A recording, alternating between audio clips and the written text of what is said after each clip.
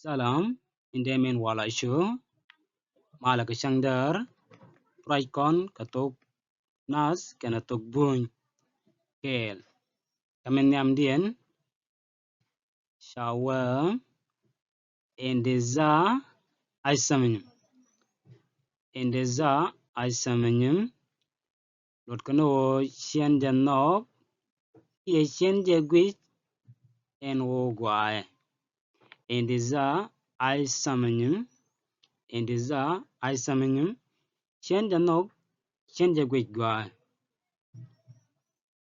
Tilik gudai, ai dalam. Tilik gudai, ai dalam. Cie jan lariak, katong nas, cie jan lariak go, cie jan dini jeno. Cie jan lariak go, cie jan dini jeno, na cie jan lame lariak. Tilik gudai, ai dalam. Cie jan lariak ne, cie jan dini jeno. Argatenya, ai dalam. Argatenya, ai dalam. Seleme ngaja. Katong nas, seleme ngaja. Argatenya, ai dalam. Seleme ngaja. Argatenya, ai dalam. Seleme ngaja. Gezen wasad.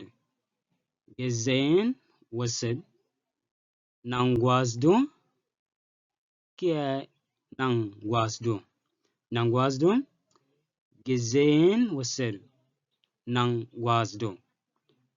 Tangami endiza aisamenyum siandanok ke siandagor. Tilik gudai ai dalam cie dalarego ijen dinijen. Argatenya ai dalam seleme ngaja. Gezen wasad nang guasdo.